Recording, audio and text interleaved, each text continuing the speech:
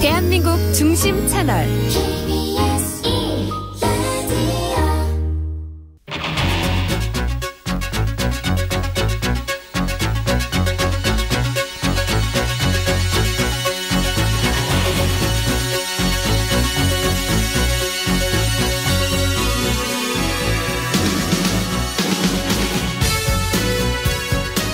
안녕하십니까. 성기영의 경제쇼 아나운서 성기영입니다.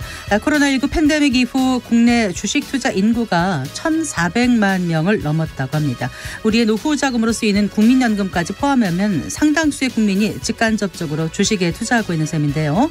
우리 경제의 터전이 되는 기업에 투자하고 그 성과를 나눠 갖는 일이 바로 주식 투자입니다. 건전한 기업 활동과 투자 환경이 뒷받침돼야 기업과 주주가 함께 성장할 수 있을 텐데요. 공정한 투자 시장을 만들기 위한 방법 생각해 보겠습니다. 개인 종합 자산관리 계좌 이른바 ISA의 비과세 혜택이 다음 달부터 확대됩니다. 세제 혜택을 받을 수 있는 금융상품이 많이 사라진 요즘 투자자들에게 반가운 소식인데요. 한 계좌로 주식, 펀드, 채권 등 여러 금융상품에 투자하면서 동시에 절세 효과까지 얻을 수 있어서 만능통장이라고 불리는 ISA 계좌 운영 방법 자세히 알아보겠습니다. 이 시간 유튜브로도 함께합니다.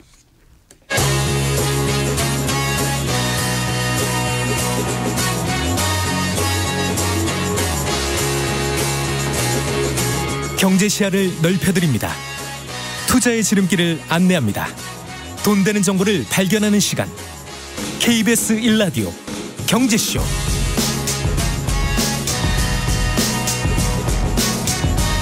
먼저 오늘의 주요 경제 뉴스부터 살펴보겠습니다. 경제 뉴스 브리핑 손석우 경제평론가와 함께합니다. 어서 나오십시오. 네, 안녕하십니까. 안녕하세요.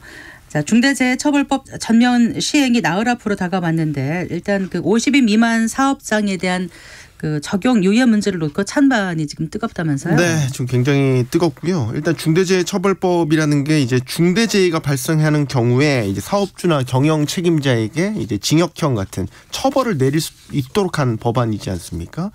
그래서 이제 여기에 따른 뭐 안전요원 의무 배치라든지 사업장 내에서의 안전조치들에 대한 설치와 교육 의무도 부여가 돼요. 근데 이제 이게 2022년 1월 27일부터 시행이 됐는데 네. 중소기업이나 영세사업자들의 부담이나 혼란을 좀 줄이기 위해서 50인 미만 사업장에 대해서는 적용을 2년 유예해 주기로 한 거고요. 네네. 그 시점이 또 다가온 겁니다. 그래서 이 2년 유예 시점이 끝나는 가운데 이제 경영계를 중심으로 해서 2년 더 좀 유예를 해달라라는 이제 건의가 계속 있었고요.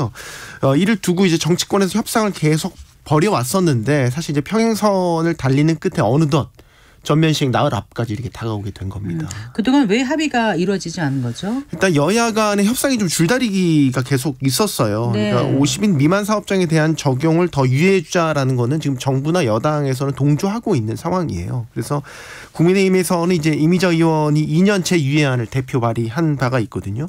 이제 여기에 대해서 민주당이 무조건 반대하는 건 아니고 조건부 동의를 했단 말이죠. 그래서 뭐 정부의 사과라든지 2년 후에는 반드시 시행하겠다라는 이런 조건들을 내걸었었고 네. 또 하나 여기에 대해서 이제 산업안전보건청 설립이라든지 산재 예방 예산 2조 원으로 늘려줄 걸 이런 것들 이제 추가 조건으로 제시를 했는데 사실 이제 이때까지만 해도 유예 연장이 될 거다 이런 쪽에 무게가 좀 실렸었는데 정부가 내놓은 안이 좀 민주당이 생각했던 안보다는 좀 미치지 못한다 이런 이야기가 좀 나왔어요. 정부가 올해 초에 1조 5천억 원 투입해서 이 안전보건관리 체계 구축에 예산을 이제 투입하겠다 이런 방안을 내놨었는데 네. 여기에 대해서 이제 민주당이 추가 요구를 하면서 여야 간에 이제 대치가 계속됐고 작년에 이런 쟁점법안 만들기 위해서 여야가 2+2 협의체라는 것도 만들었었는데 사실 이것도 지금 가동이 되지 않고 있거든요. 예.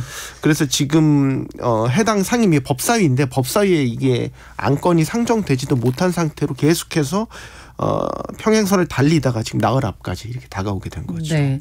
그 중소기업 단체 협의회가 오늘 그 호소문 발표했죠. 네. 네. 오늘 어떤 점을 가장 우려하고 있던가요? 그러니까 중소기업 단체 협의회가 이제 이대로 만약에 중대재해처벌법이 시행되면 아직 중소기업들이 준비가 덜 됐기 때문에 중소기업들 폐업이 속출할 수 있고 근로자들도 일자리를 잃어버리게 될 것이다 이런 우려를 표했고요. 여당과 정부를 향해서도 민주당이 유예 조건으로 제시했던 뭐 산업안전보건청 신설이라든지 이런 부분들에 대해서 좀 전향적으로 검토를 해달라 이런 촉구도 했습니다. 네. 그래서 중기업계에서는 만약에 이 중대재해법이 확대 적용이 됐었을 경우에는 이게 제조뿐만 아니라요. 30만 명에 달하는 자영업자도 여기 적용 대상에 포함될 수 있기 때문에 아마 현장에서 혼란들이 상당히 클 것이다. 이런 부분들 때문에 우려하고 있는 부분이 하나 있고요. 네. 또 하나만 추가하자면 이게 50인 미만 사업장에 대해서는 의무사항은 아니긴 한데요.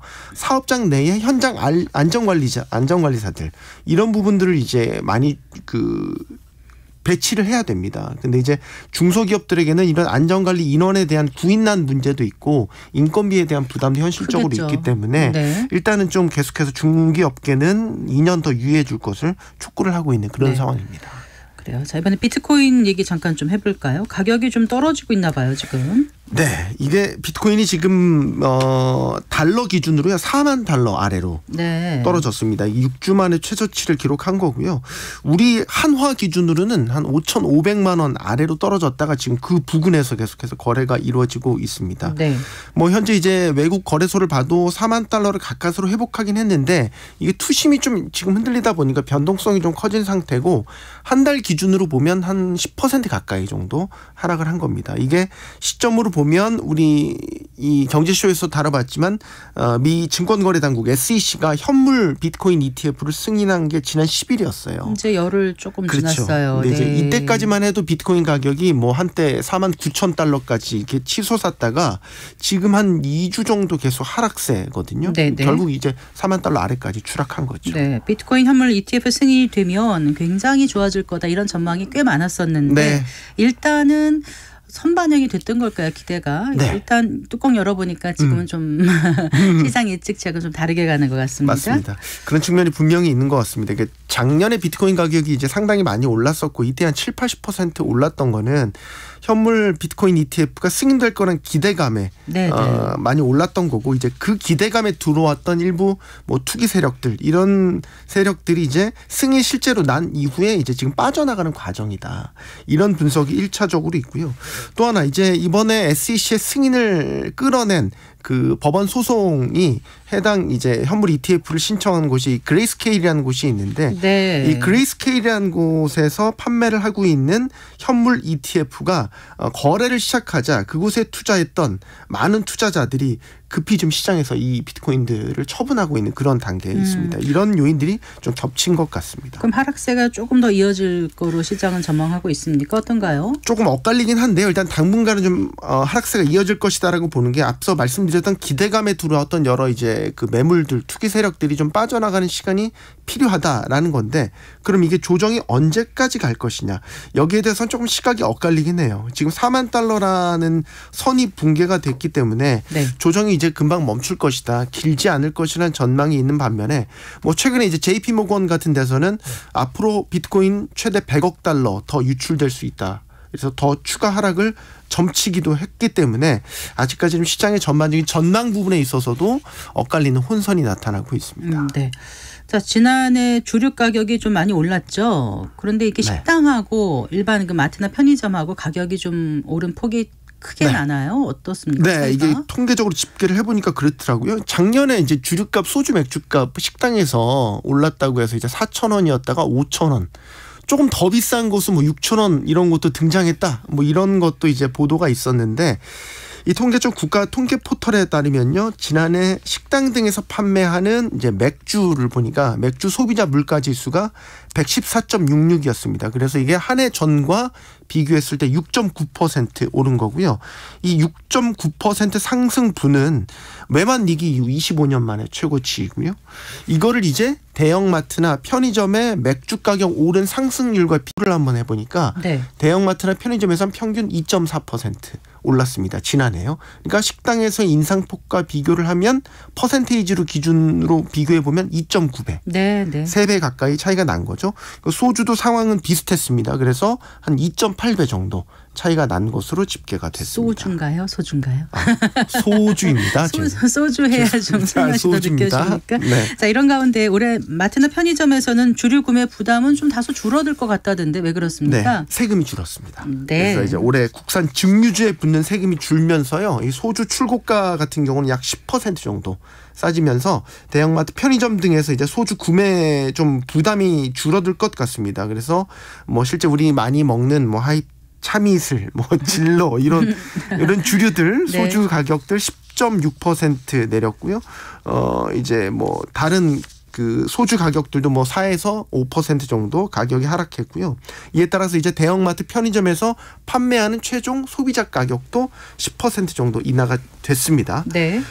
그래서 이제 이맛 뭐 이렇게 그 참이슬이나 아까 말씀드렸던 그 360ml 요 페트병 기준인데 요게 이제 1,480원에서 1,330원으로 10% 정도 낮은 가격으로 판매가 되고 그러니까 있습니다. 세금이 줄어서 출고가가 떨어지면 그 식당에서 주류 가격도 좀 약간 낮아지지 않을까요? 그렇죠. 이제 중간 도매 가격이 떨어졌기 때문에 이제 최종 식당에서 들여오는 가격도 좀 싸지니까 그럼 우리 식당에서 판매하는 소주 맥주 가격도 좀 떨어지지 않겠어라고 예상할 수 있겠지만 이게 복잡한 게 이제 현장에 바로 반영되기는 쉽지는 않습니다. 이게 소주 예를 들면 한 병 가격에도 네. 소주 한 병 가격에는 사실 그 안에 여러 식자재, 임대료, 인건비 이런 것들 식당 운영에 필요한 비용들이 종합적으로 반영된다라고 보고 예를 들어서 어떤 식당에서는 음식값을 많이 올리지 않는 대신에 소주나 맥주나 음료수 값을 좀 올려가지고 음식값 올리지 않은 부분을 네. 여기에 좀 이제 부담을 전가시키는 이런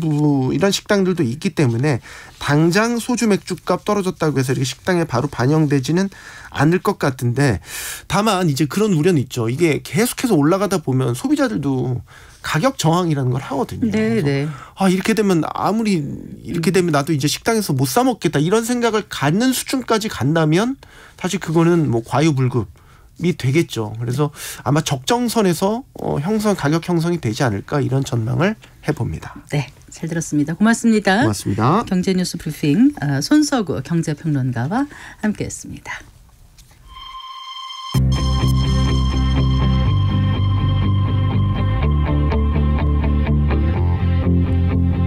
경제 전문가의 원포인트 레슨. 꼭 알아야 할 정보와 이슈를 알기 쉽게 풀어드립니다. 대한민국 경제 고수와 함께 투자의 맥을 짚는 KBS 일라디오 경제쇼. 진행의 성기영 아나운서입니다.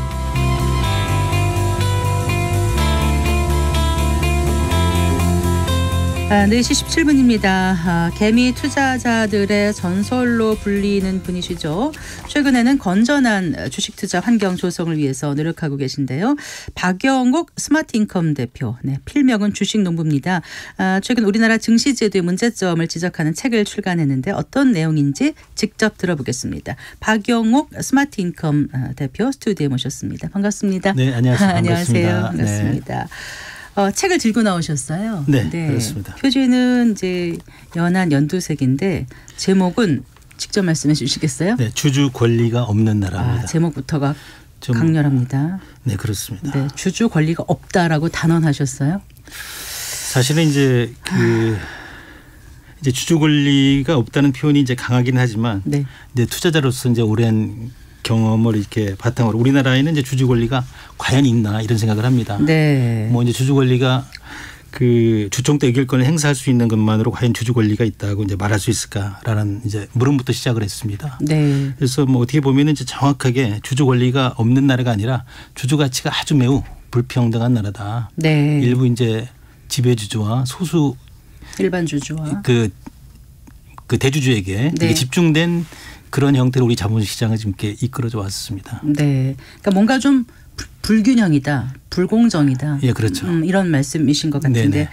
자, 우리나라가 왜 주주 권리를 보장받지 못하는 걸까요? 이에 대해서는 뭐 수많은 이제 고민을 해왔습니다. 이게 무엇이 문제인가? 정말 이게 우리 뭐 제도의 문제일까? 아니면 뭐 기업의 어떤 인식 문제일까? 아니면 이 법과 제도의 문제인가? 이렇게 네. 생각을 했을 때 또 우리 투자자들 우리 국민들의 이제 뭐 무지 탓일까? 뭐 이런 부분들인데 제가 이제 결론 내기는 우선 네. 기업과 제도가 이제 바뀌어야 한다는 것이 제 결론입니다. 네. 이제 그런 후에 이제 주주 권리를 되찾으려는 투자자들의 어떤 노력이 그런 문화의 사회를 정착시킬 수 있다라고 이렇게 봅니다. 예. 네. 주주들이 자신들의 권리를 행사할 수 있는 그런 어떤 제도적인 환경 이런 게 좀 뒷받침되지 않고 있다. 예, 그렇습니다. 또 기업들이 주주 권리를 보장해 주지 않는 행태를 보이고 있다. 이런 예, 그렇죠. 말씀이신 것 같은데요. 우리나라는 뭐 그동안에 이제 법과 제도가 그 대주주나 지배주주에게 약간 좀 이렇게 기울어져 있었다. 네. 이제 그런 사실들을 우리 국민들이 많이 모르고 있었다라고 이제 생각을 합니다. 네. 예. 그 필명이 이제 주식 농부시잖아요. 농부면은 네네. 이제 농부가 씨를 뿌려. 예. 네, 좋은 씨앗을 골라서 뿌리고 잘 갖고 와서 수확하는 마음으로 이제 주식 투자를 하라. 그리고 나는 그렇게 해왔다라고 주장해 오신 걸 알고 있거든요. 네네. 그래서 이제 필명이 주식 농부신데 네. 그렇다면 이제 지금 말씀을 들어보면 우리나라 주식 투자 환경은 씨를 뿌려서 가꾸기에 참 열매 맺기에 척박한 환경이다. 이런 말씀이신 거. 네, 그렇습니다. 그렇죠. 예. 그런데 지금 현재 좀 많이 좀 나아지고 있다 이렇게 생각을 하고 있습니다. 그래요? 네. 특히 이제 코로나 팬데믹 이후에 MZ 세대들이 이제 그 많이 들어오고 그다음에 또 뭐 나이 드신 어르신들도 이게 증권시장에 많이 참여를 하면서부터 뭐 국내도 투자해보고 뭐 해외도 투자를 해보고 이러니까 이게 뭐 해외에 투자한 하는 뭐 해외 같은 경우는 이제 미국 최근에 네, 또 이제 네. 일본 같은 데서도 많이 투자를 하고 있지 않습니까? 그렇더라고요. 네. 그러다 보니까 이제 한국과 일본의 그 기업 문화나 이 주식시장이 뭐가 좀 다르구나 이런 걸 스스로 비교가 지금 되는 거죠. 예, 인식을 지금 하기 시작했습니다. 네. 그런 면에서 봐서 이제 기업들도 이렇게 변하고 있지만은 네. 아마 이제 기업들이 그런 부분들에 대해서 쉽게 이렇게 따라오지 못하는 그런 상황이라고 저는 생각을 합니다. 네.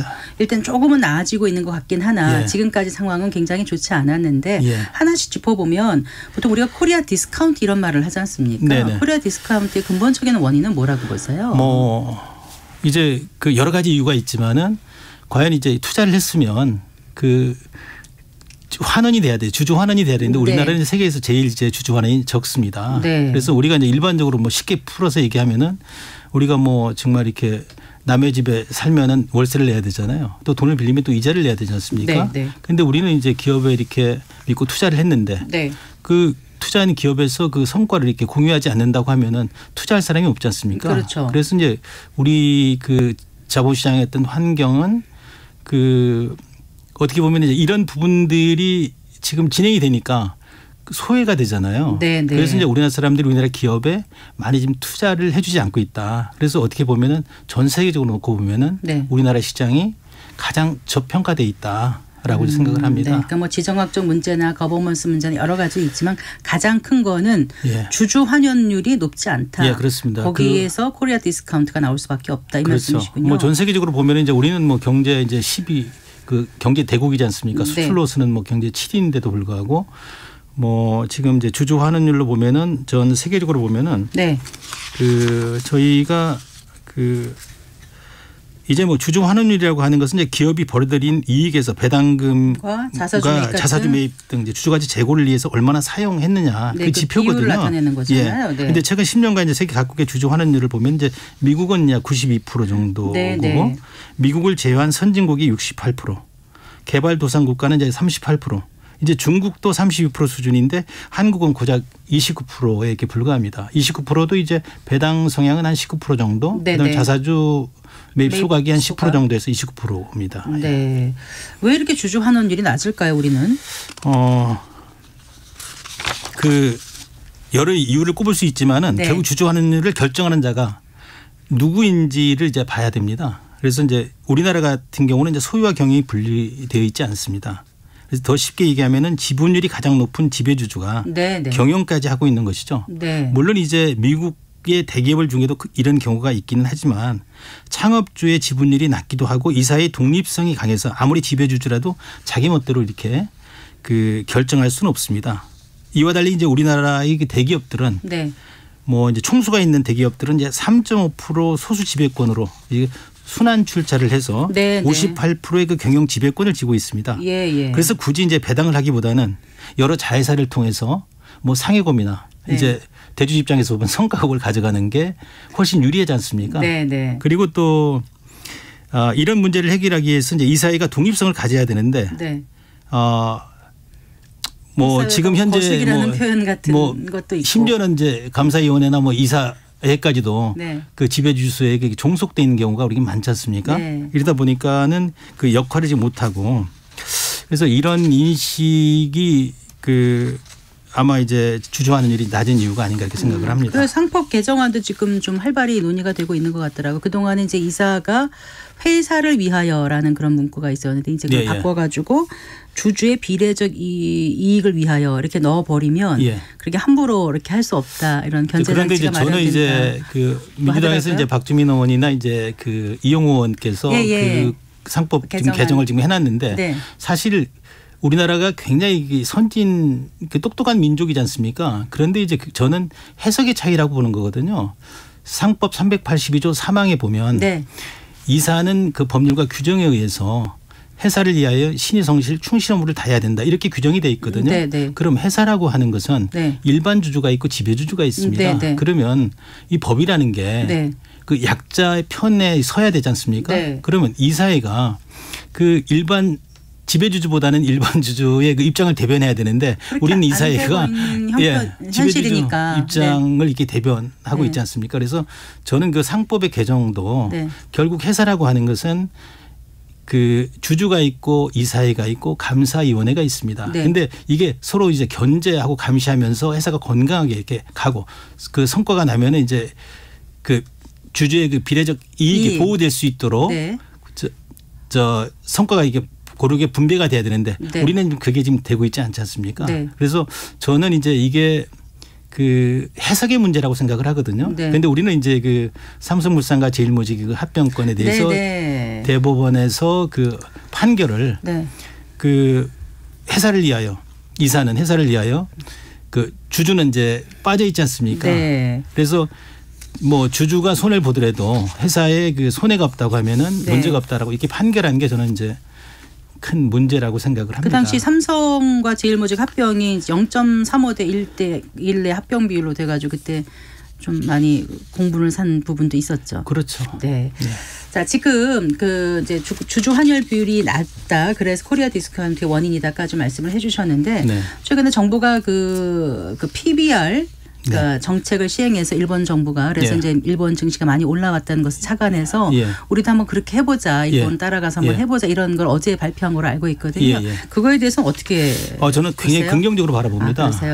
왜냐하면은 이제 그 동안에 이제 정부에서 우리 그 자본시장이 뭐가 문제인지 이게 깊이 있게 들여다보지 않았습니다. 그런데 최근에 이제 윤석열 정부 들어서 정말 이게 이 자본시장이 어떻게 보면은 이제 상생의 장이다. 그리고 또 자본시장을 통해서 우리 중서민이 그 어떻게 보면 희망의 사다리, 그 기업의 성과를 공유할 수 있는 그 희망의 사다리를 통해서 이 우리가 그 양극화되고 있는 이런 어떤 그 고착화된 그런 계층을 이렇게 좁힐 수 있는 그런 그 여건들 그런 허들들을 지금 이렇게 다 지금 제거하고 있어서 저는 굉장히 희망적으로 바라보고 있거든요. 예를 들어서 지금 우리나라가 그 여러 가지로 주주 환원율이 낮기 때문에 그 저평가돼 있지 않습니까? 그래서 PBR 기준이 보면은 대한민국은 그 PBR이 그 0.8배 정도 1 미만으로 지금 거래가 되고 있거든요. 그러니까 주가 순자산 비율이죠. 그렇죠.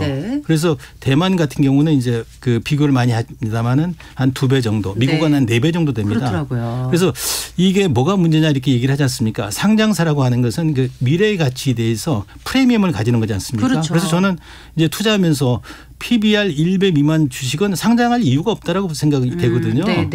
그래서 이제 정부에서도 그렇고 이제 일본에서도 이 아베 정권이 이제 2012년에 들어서면서 기업 거버넌스 코드가 도입이 되고 왜 일본도 이제 코리아 디스카운트 마찬가지로 저펜 그 디스카운트를 받고 있었는데 이 부분을 알고 그 이제 문제를 많이 지적을 했죠. 그래서 지금은 현재 일본이 이제 최근 3년에 거의 한 그 3년 평균 12% 이상 성장을 했습니다. 그런데 이제 우리도 그 이제 그런 어떤 그 부분을 이제 반면교사로 삼아서 정부에서 이렇게 추진을 하고 거래소에서 그 기업들에게 그 왜 이렇게 니들 기업이 싸냐 이런 부분을 이제 강요를 한다고 하면은 제가 보기에는 개선이 될 거라고 보거든요. 그래서 이제 이게 뭐 방송이지만은 그 하나 예를 들으면 우리가 이제 뭐 1,000만 원짜리 돈통이 있다고 생각을 합시다. 네.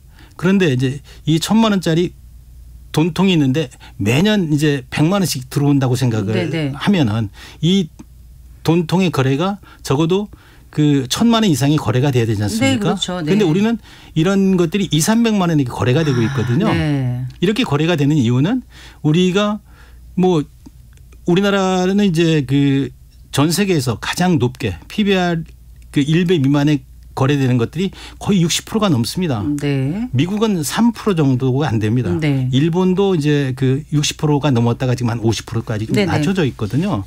이런 의미에서 이제 정부에서 이런 이제 저 PBR주 네. 이런 부분에 대해서는 그 왜 이렇게 싼지 그 네. 이유를 대라 네. 이런 얘기를 하고 이러면은 아마 큰 변화가 있지 않을까 이렇게 생각을 합니다. 네, 그래요.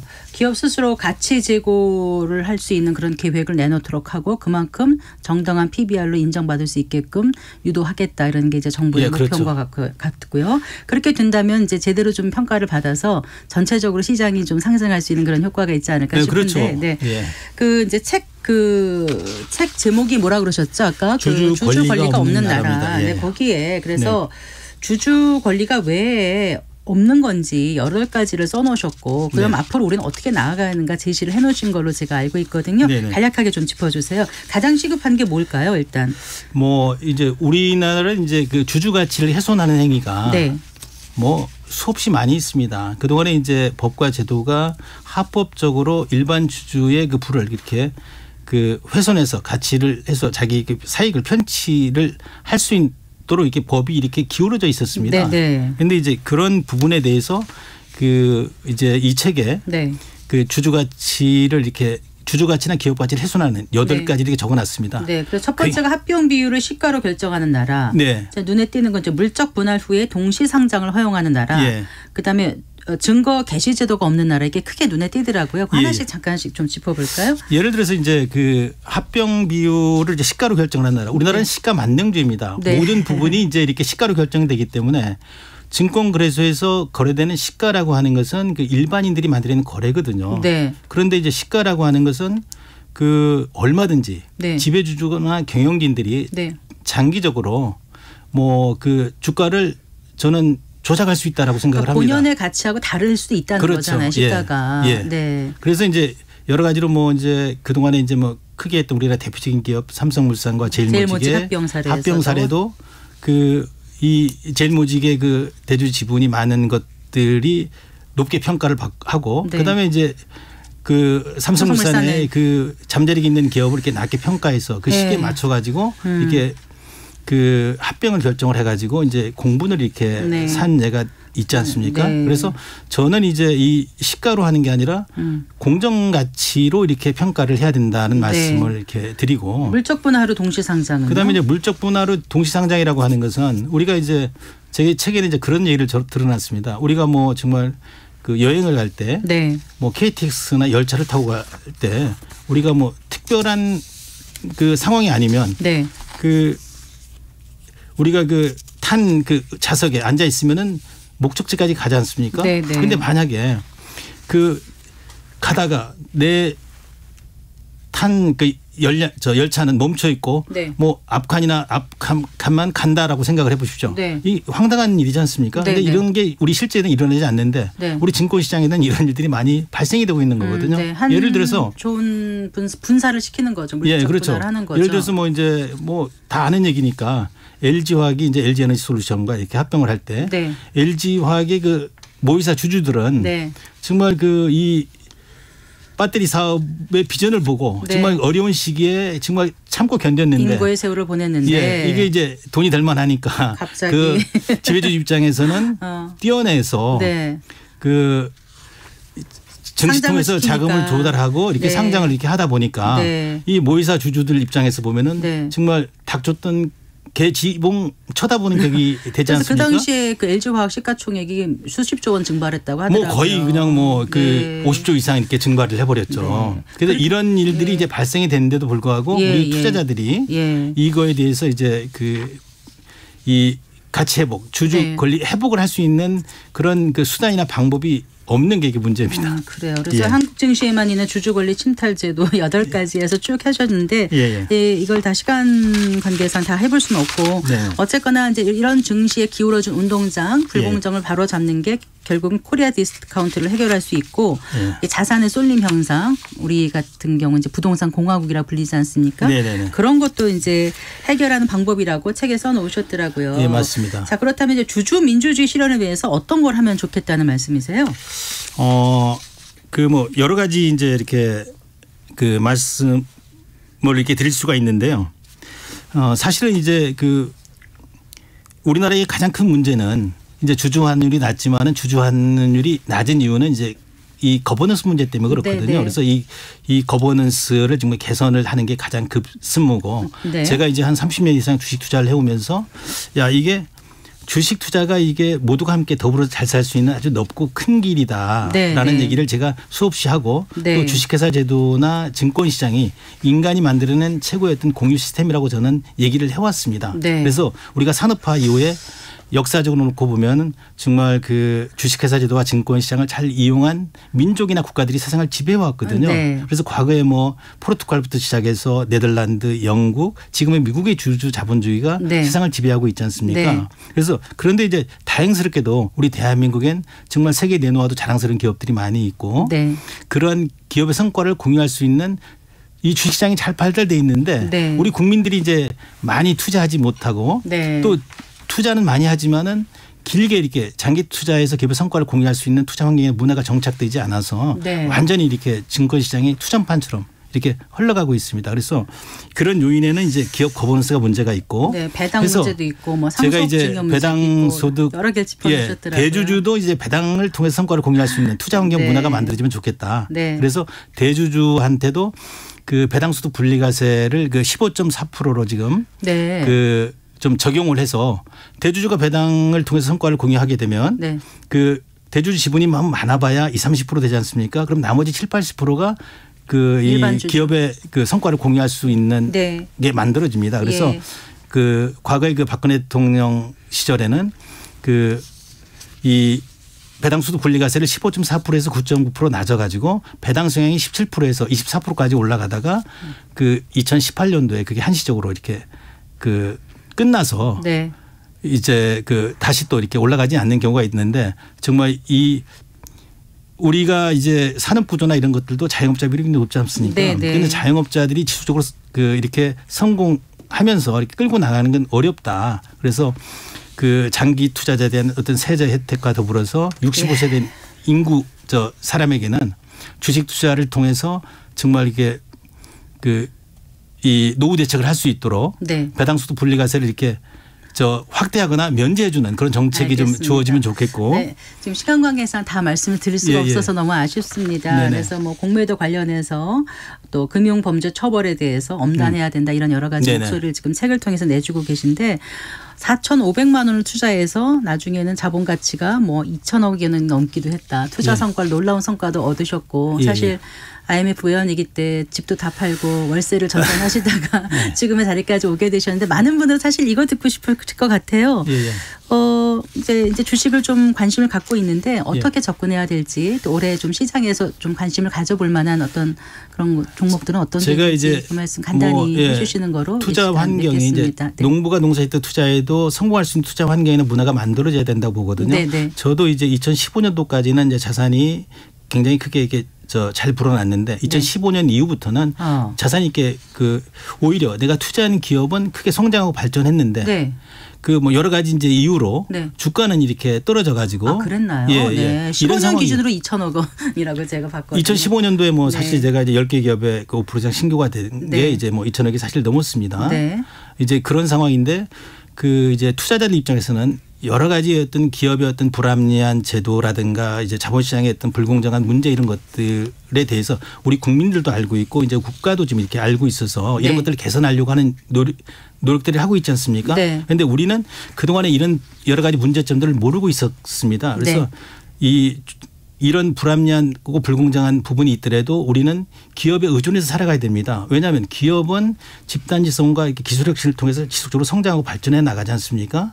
그런 의미에서 이 투자가 뭔지 네. 정확하게 인지를 하고 네. 투자라고 하는 것은 기업과 시간에 투자를 하는 거지 않습니까? 네. 그러면 그런 기업은 그런 자금을 받아서 정말 세계 시장을 통해서 벌어들여 가지고 네. 증권 시장을 통해서 배당이 됐든 캐피탈 게인이 됐든 국민들과 함께 이렇게 공유를 한다고 하면은 네. 진짜 대한민국은 세계에서 가장 잘 사는 나라, 잘 사는 국민이 될 수 있다라고 생각을 합니다. 네. 그리고 저는 이제 주식 투자가 자랑스러운 나라를 제가 꿈꾸고 있습니다. 네. 네. 주식 투자가 자랑스럽다는 얘기는 이 자본가로서 이제 국내에 이제 이렇게 투자만 하는 이유는 우리 그 중서민들은 대부분 다 기업에 의존해서 살아가야 되잖아요. 네, 네. 그래서 우리 자본가들이 그 기업인들이 이 기업 활동을 정말 열심히 할 수 있도록 응원하고 성원하면서 네. 함께 해야만이 네. 우리 사회가 정말 희망 있고 건강하고 활력 있는 사회가 이렇게 될 거라는 의미에서 이 아주 불편한 얘기들을 이 책에다 이렇게 다 담아서 써냈습니다. 예. 네, 그래요.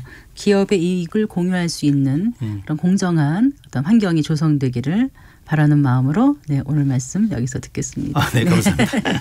잘 들었습니다. 고맙습니다. 네, 고맙습니다. 박영옥 스마트인컴 대표와 함께했습니다. 네, 고맙습니다.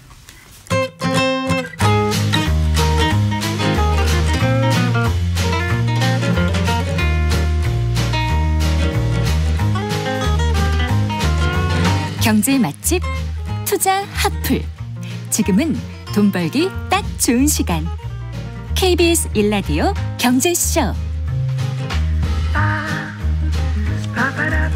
4시 41분입니다. 많은 이들이 높은 수익을 얻는 것만큼이나 절세에도 관심을 가지는데요. 그래서 투자를 할 때면 기왕이면 뭐 세금 부담 적은 금융상품을 찾기 마련이죠. 최근 정부가 대표적인 절세형 금융상품으로 알려진 IS의 납입 한도 또 비과세 한도를 대폭 올리겠다고 밝혔습니다. 자, IS가 어떤 금융상품인지 알아보고요. 절세 혜택 과연 얼마나 될지 앞으로 뭐가 달라지는지 얘기 나눠보겠습니다. 김동현 미래에셋 투자연금센터 상무 스튜디오에 모셨습니다. 반갑습니다. 네, 안녕하십니까? 안녕하세요. 많이들 들어보셨을까요? ISA. 뭐의 약자입니까 이게? 그 인디비주얼 세이빙 어카운트. 그러니까 뭐 이렇게 네. 복잡하게 이야기하지 않고 그냥 줄여서 ISA라고 일반적으로 많이 하는데 한국말로는 이제 개인 종합 자산 관리 계좌라고 이야기를 많이 합니다. 네. 이 계좌가 어떤 특징을 가지고 있냐면 예금, 적금, 펀드, ETF, ELS, 뭐 개별 주식까지 계좌 하나에서 다 투자를 할 수 있으면서 거기에다가 비과세나 분리과세 같은 세제 혜택까지 주거든요. 네. 그러다 보니까 이게 처음 출시될 때 2016년에 처음 출시될 때 이거 이렇게 혜택이 많아 그러면서 만능 계좌라고 만능 통장이라고도 불렸을 정도입니다. 네. 인기가 상당히 많았었고 지난해 연말 기준으로 봤을 때 ISA 가입자 수가 한 488만 명 정도 되고요. 그렇군요. 적립금 규모도 한 23조 원 정도 되니까 네. 투자를 하시거나 세금에 관심 있는 분들은 이런 계좌를 하나씩 다 가지고 있다고 보시면 그런데 될 것 납입 같습니다. 한도를 대폭 확대한다고 하는데 얼마나 늘어나는 겁니까? 현재 기준으로 보면 ISA 가입자는 연간 2천만 원씩 총 1억 원까지 납입을 할 수 있거든요. 네. 그리고 뭐 올해 2천만 원을 못했더라도 납입 한도는 이제 연장이 2월이 됩니다. 그래서 여하튼 1억 원까지 투자를 할 수 있게끔 돼 있는데 요거를 이번에 정부 발표를 보니까 이걸 2배 늘려줍니다. 네. 연간 2천만 원이 아니고 4천만 원까지 확대를 해주고요. 네. 총 납입 한도도 1억 원이 아니고 2억 원까지 상향을 해준다고 하니까 이 부분에서 크게 확대되는 부분이 그 있습니다. 비과세 혜택도 확대된다고 들었거든요. 얼마나 늘어납니까? 한 지금보다는 한 2.5배 정도 늘어날 것 같은데 아. ISA는 의무 가입 기간이 3년이거든요. 네. 그러니까 3년이 지나고 나면 이제 만기가 도래했던 도래하지 않았던 그 계좌에서 발생한 운용 수익에 대해서 일정 부분 비과세를 해주고 비과세하는데 초과하는 금액에 대해서는 분리과세 낮은 세율 한 9.9% 세율로 분리과세 해주거든요. 그럼 3년이 지나면 해지할 수 있다는 거예요? 네, 그때는 마음대로 해지하셔도 상관없습니다. 중도 해지 불이익은 없습니까? 불이익은 없고 비과세 혜택과 분리과세 혜택을 다 받을 수는 있습니다. 그렇군요. 네. 근데 종류가 여러 가지 아닌가요? 그래서 종류별로도 비과세 한도가 조금 차이가 나거든요. 네. 일반적으로 많이 가입하는 거는 일반형 ISA라고 이야기를 많이 하는데 요거는 이제 비과세 한도가 200만 원까지입니다. 네. 200만 원까지 이자나 배당 발생한 거에 대해서는 비과세하고 초과된 거는 9.9% 세율로 과세하는 거고요. 그보다 소득이 좀 작으신 분들이 가입하는 게 있거든요. 총 급여가 5천만 원이 안 되거나 종합소득이 3,800만 원 안 되시는 분들은 서민형 ISA라는 걸 가입할 수 있어요. 네. 요거는 비과세 한도가 400만 원까지 되니까 2배 정도 늘어나고요. 네. 농어민들이 가입하는 것도 마찬가지로 400만 원까지 비과세를 해주는데 네. 이번에 정부 발표를 따르면 이거를 이제 2.5배 늘려주니까 일반형의 경우는 200만 원이 아니고 500만 원까지 비과세. 네. 해주는 거고 서민형이나 농어민 주식형 ISA 같은 경우는 400만 원이 아니고 1,000만 원까지 비과세 한도가 확대된다고 하니까 네. 만약에 정부안대로 이제 그게 법률로 확정된다 그러면 혜택이 되게 커진다고 볼 수 있을 것 같습니다. 이제까지 들은 거는 다 알 것도 같은데 또 좀 헷갈리거든요. 그러니까 절세 효과가 얼마나 있는 건지 조금 더 설명을 해주세요. 예를 들어서 현재 기준으로 한번 설명을 해볼게요. 네. 예를 들어서 이제 한 해에 2천만 원까지 저축할 수 있다고 그랬잖아요. 2천만 원씩 3년간 매년 초에 2천만 원씩 3년간 저축하고 연봉리 한 4% 정도 수익을 얻으면 투자자가 이제 493만 원 정도 수익을 얻게 될 겁니다. 괜찮네요. 수익은 그 정도 되는데 네. 이게 일반 금융상품에 가입해가지고 493만 원 정도 소득을 얻으면 네, 이자 배당 소득세가 15.4% 네. 정도 되니까 세금으로 한 75만 9천 원 정도를 내야 되거든요. 똑같은 수익을 이제 ISA 계좌에서 얻었다 그러면 493만 원 중에서 200만 원까지는 비과세잖아요. 네. 그럼 나머지 293만 원에 대해서만 9.9% 세율도 낮아졌습니다. 네. 이걸로 과세를 하면 한 29만 원 정도 세금을 납부하게 되니까. 비과세 한도를 초과해서 얻은 수익에 네. 대해서 9.9%로 하니까. 네. 그러면 실질적으로 했을 때 일반 금융상품 했을 때랑 IS 했을 때 세금 차이가 한 46만 9천 원 정도 나니까. 크네요. 예. 그냥 네. 계좌 하나 선택하는 것만으로 이만큼 세금을 아낄 수 있으면 이 계좌에서 거래하시는 게 훨씬 더 나을 수 있을 것 그럼 정부 같습니다. 발표대로 납입 한도하고 비과세 한도가 확대되면 절세 효과도 커지겠네요. 그렇죠. 예를 들어 이제 저축 금액이 훨씬 크다고 가정을 하면 예를 들어서 이제 4천만 원으로 확대된다 그랬잖아요. 네. 4천만 원씩 3년간 저축하고 연봉리 4% 수익을 내면 3년 뒤에 수익으로 이제 986만 원 정도를 얻을 수 있어요. 만약에 이거를 일반 금융상품에 투자했다. 라고 하면 15.4% 세금 내면 151만 8천 원 정도 세금 내거든요. 네네. 근데 이걸 ISA 가입해서 확대된 500만 원까지 비과세 혜택 적용하고 초과 금액에 대해서 분리과세 한다 그러면 48만 1천 원 정도만 세금 내면 되니까 네. 그리고 ISA 가입으로 해서 얻을 수 있는 세제 효과가 법안이 개정된다 그러면 최대한 103만 7천 원까지도 세금을 줄일 수 있으니까 네. 뭐 이건 상당히 큰 혜택이라고 볼 수 있죠. 물론 뭐 네. 이자나 배당소득 크기에 따라서 절세 효과는 달라지니까 사람마다 차이는 나겠지만 절세 효과가 큰 것만큼은 사실인 것 같습니다. 아까 만기가 도래하면은 그 해지할 때 불이익이 없다 그러셨잖아요. 예. 그 전에 해지하면 어떻게 돼요? 만기 도래하기 전에 해지하면 비과세나 분리과세 혜택은 못 받습니다. 근데 네. 대신 그때는 한번 확인해 봐야 될 건 뭐냐면 해지를 무작정 하지 마시고 중도 인출 조항이 있어요. 네, 네. 이게 뭐냐면 내가 납입한 원금 있잖아요. 네. 늘어난 수익 말고 원금은 그 범위 내에서는 자유롭게 중도 인출을 할 수 있고 불이익도 없습니다. 그러니까 굳이 깨지 말아라. 네, 굳이 깨지 말고 원금 범위 내에서 찾아서 필요할 땐 쓰시고 운용 수익만 안 건드리시면은 비과세 혜택이나 분리과세 혜택은 받으실 수 있다. 그럼 누구나 가입할 수 있습니까? 자격이 조금 있는데요. 만 19세 이상 거주자는 다 가입할 수 있고요.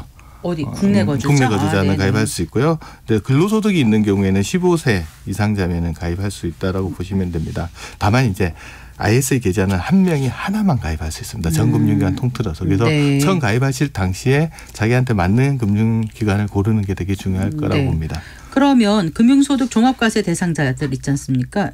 이 경우에도 IS에 가입할 수 있나요? 세제 혜택이 큰 만큼 현재로서는 그러니까 가입하기 직전 기준으로 직전 상계년도 기준으로 금융소득 종합과세 해당되시는 분은 현재는 가입할 수 없게끔 그렇군요. 해놓습니다. 그런데 네. 이 정부 발표안을 보게 되면은 어떻게 돼 있냐 그러면 앞으로는 이 금융소득 종합과세 대상자가 가입할 수 있는 ISE 계좌를 앞으로는 하나 만들겠다. 이 계좌는 어떤 특징을 가지고 있냐면 국내 주식하고요. 국내 네. 주식형 펀드에만 투자할 수 있게끔 하는 거예요. 네, 네. 그러니까 국내 자본시장을 좀 활성화하겠다라는 목적을 가지고 있는 거죠. 네. 그런데 대신 이거는 이제 또 부유층에 대한 과세를 너무 깎아주는 거 아니냐 이런 비난도 있을 수 있잖아요. 그래서 이거는 비과세 혜택은 없고 늘어난 이자나 배당 수익, 운용 수익에 대해서 네. 15.4% 단일 세율을 적용해 줍니다. 네. 그렇게 되면은 종합과세를 갈 일은 없잖아요.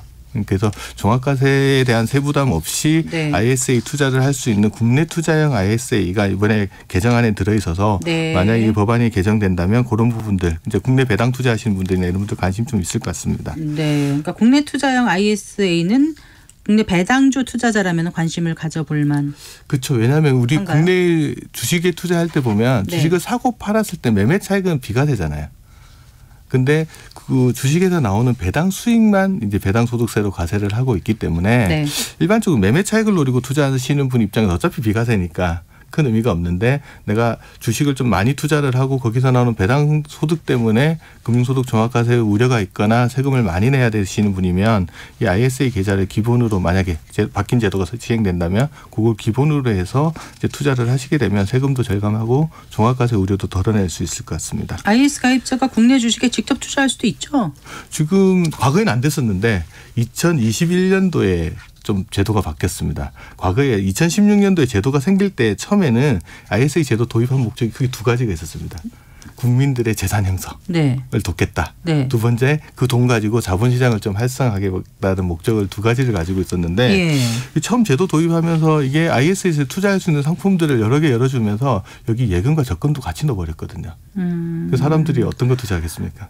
대부분 ISA 가입하면서 예금과 적금에 투자했고 실질적으로 봤더니 2020년 말 기준으로 ISA 적립금 중에 한 78% 정도가 예적금인 거예요. 그러면 자본시장 활성화의 그 목적과는 조금 없죠. 그리고 그 당시 금리가 또 낮았잖아요. 그 이자 수익이라는 게 얼마 되지도 않고 그래서 사실상의 효과가 별로 없었거든요. 그래서 2021년도에 법을 개정을 하면서 국내 상장 주식에만 투자할 수 있는 상장 주식에 투자할 수 있는 중개형 ISA라는 거 하나 더 만들어요. 중개형. 그럼 여기서는 이제 직접 주식 투자하는 게 가능. 국내 상장된 주식 투자하는 건 가능하고요. 대신 중개형 ISA에서는 뭐가 안 되냐 그러면 예금은 가입할 수 없습니다. 요거 생기고 나서 어떤 변화가 있었냐 이것도 재밌는 변화인데 일단 은행권에서 ISA 가입하시는 분들이 78만 명이 줄었어요. 이후 작년 연말까지. 네. 그런데 증권사에 가입자는 한 370만 명이 늘었습니다. 네. 그러니까 전체적으로 대부분? 주식 투자하시는 분들이 많이 가입하셨다라는 게 될 것 같고요. 그다음에 중개형이라는 거죠. 중개형이죠. 네. 증권사에서 가입했으니까. 네. 그리고 적립금 늘어나는 것도 보면 은행권에서는 해당 기간 동안 한 8조 원 정도 늘어났는데 비해서 증권사는 한 8조 7천억 정도 늘어나서 전반적으로 이제 ISA 계좌가 증권사 중심으로 조금 더 많이 늘어나는 모습을 보이는 것 같습니다. 그럼 ISA 적립금을 아까 국내 주식과 국내 주식형 펀드에만 할 수 있다고 그러셨죠? 네. 그럼 해외에는 못 하는 거예요? 해외 주식에는요? 해외 주식에 직접 투자는 안 되고요. 직접 투자는 안 되고. 다만 이제 국내 증시에 상장되어 있는 해외 주식에 투자하는 ETF 같은 거 있잖아요. 네네. 그런 거에는 투자할 수 있습니다. 그런데 저는 개인적으로는 해외 주식형 ETF에 투자하시는 분이 ISA 계좌를 제대로 활용하시는 분이라고 봐요. 왜요? 왜냐하면 해외 주식형 펀드에서 발생한 매매 차익은 배당 소득세로 과세를 하거든요. 네. 15.4% 세금을 내는데 그런데 ISA 계좌로 들어오면 그게 비과세. 오, 그거 괜찮군요. 비과세가 있고 또 늘어나더라도 9.9% 분리과세를 하니까 금융소득 종합과세도 안 가거든요. 그렇군요. 그래서 만약에 해외 주식형 ETF 같은 것들을 내가 직접 국내 상장된 거 투자하신다 그러면 기본 거래 계좌를 ISA 계좌로 가져가시고 중개형으로 중개형이나 아니 일반 계좌도 마찬가지로 증권사에서 계산하셔가지고 하시는 게 제가 보기에는 세금 측면에서는 훨씬 더 매력적이라고 볼 수 있을 것 같습니다. IS 만기 자금을 노후 자금으로 어떻게 활용할 수 있습니까? IS 만기 자금 받았는데 이거 쓸데없다. 뭐 다른 용도로 쓸 용도가 정해져 있지 않나요? 쓸데없는 게 어디 있어요? 그렇죠. 만약 제가 실수를 했는데 다른 용도로 쓰지 않고 나 노후 자금으로 활용하고 싶다. 그러시면 만기 자금을 수령하고 나서 60일 이내에 이 돈을 우리 연금저축이나 IRP 계좌에 옮기시면 됩니다. 네, 60일 이내. 그럼 어떤 혜택이 있냐? 만기 자금 전액을 다 옮길 수 있거든요. 그러면 그 이체한 금액의 10%를 추가로 세액 공제를 해줍니다. 그런 게 있어요. 그럼 얼마가 되냐면 한도가 300만 원까지 세액 공제를 추가로 더 받을 수 있으니까 거기에 대해서 뭐 13.2%나 16.5% 공제까지 받게 되면 한 39만 원에서 한 그 정도 50만 원 사이 정도를 추가로 세금을 돌려받으실 수 있거든요. 그래서 비과세 혜택도 받고 만기자금 잘 이용해서 노후자금도 키우고 세액공제도 추가로 더 받을 수 있는 조항들이 있으니까 혹시나 내가 ISA 자금을 노후자금으로 활용하겠다면 그렇게 활용하시는 것도 좀 이번에 정부가 내놓은 ISA 관련 정책은 그럼 언제부터 시행이 되는 거예요? 일단은 2월 안으로 기획재정부가 관련 내용 담은 법안을 내놓는다고 하거든요. 법안이 이제 통과가 되면 이제 내년이나 이렇게 시행이 될 것 같습니다. 자, 그럼 IS 계좌가 없는 분들 지금 자금 여유는 없더라도 일단 계좌를 개설해 놓는 게 좋은 건가요? 어떤가요? 아까 말씀드렸듯이 납입 한도가 2월 된다고 했잖아요. 네네. 그러면 지금은 당장 저축하지 않더라도 기간이 지나면 한도가 2월 되는 부분들이 있고요.